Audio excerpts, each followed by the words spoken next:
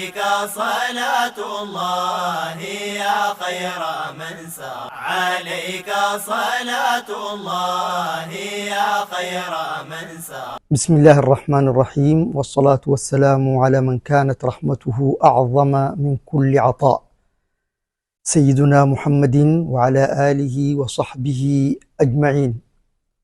أحبتنا الكرام متابعي قناة المنارة، أهلا وسهلا بكم في هذا اللقاء الذي نغوص فيه في أعمق حاجات أرواحنا. لقاء من نوع مختلف، عنوانه الحب، سبيله الشوق، غايته حاجتنا للنبي صلى الله عليه وسلم. كيف نوفي حق من وهبنا الحياة بنوره؟ كيف نشكر من أخرجنا من ظلمة الجهل إلى نور الإيمان؟ نصلي عليه وقلوبنا تشتاق، نذكره ودموعنا تفيض، نحتفل بمولده عليه الصلاة والسلام ونحن نعلم أننا ما وفيناه حقه. كلما ازداد حبنا له ازددنا فقرا إليه، وكلما عرفناه أكثر شعرنا أننا ما عرفناه كما ينبغي.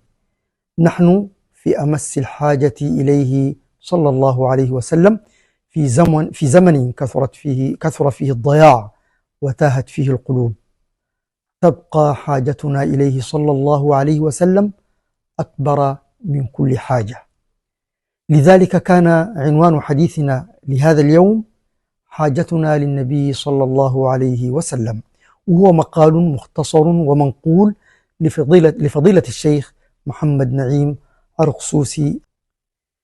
إن من أشكال التعبير عن محبتنا للنبي صلى الله عليه وسلم هو سماعنا لمديحه في ذكرى مولده عليه الصلاة والسلام، ولكن احتفالنا بالنبي صلى الله عليه وسلم يجب أن يكون كل يوم وكل ساعة، وليس يوما أو ساعة في السنة فقط، لأن حاجتنا للرسول صلى الله عليه وسلم حاجة دائمة، ونحن لا نستطيع أن نترك هديه وسنته عليه الصلاة والسلام.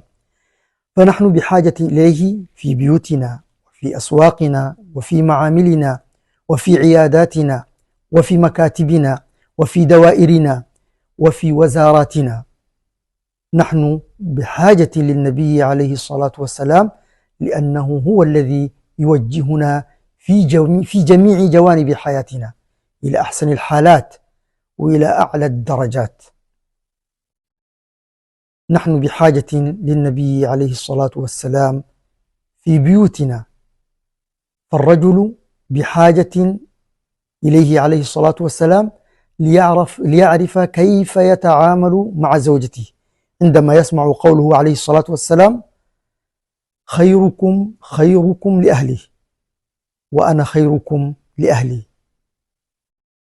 والمرأة كذلك بحاجة للنبي صلى الله عليه وسلم في كيفية التعامل مع زوجها عندما تسمع قوله عليه الصلاة والسلام: إذا أمرها أطاعته وإذا غاب عنها حفظته في ماله وعرضها. نحن بحاجة للنبي عليه الصلاة والسلام في أسواقنا، ليلتزم التاجر خلال بيعه وشرائه بقوله عليه الصلاة والسلام: رحم الله رجلا سمحا إذا باع، سمحا إذا اشترى، وإذا اقتضى، أي طلب دينه.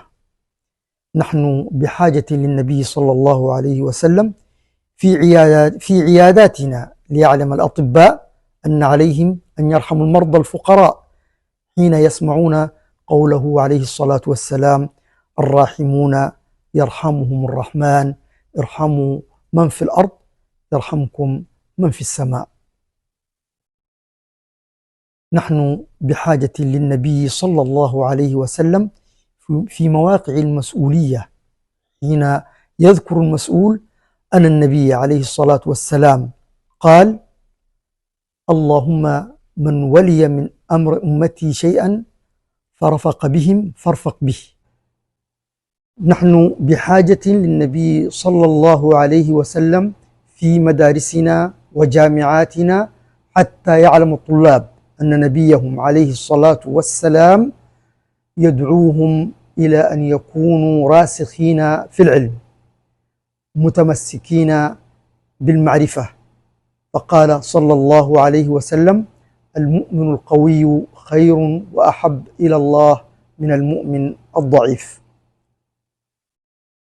نحن بحاجة للنبي صلى الله عليه وسلم في معاملنا وحرفنا لنتقن الأعمال، لأن النبي عليه الصلاة والسلام يقول: إن الله يحب إذا عمل أحدكم عملا أن يتقنه.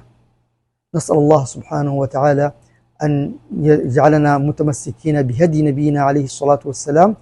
والسلام عليكم ورحمة الله تعالى وبركاته.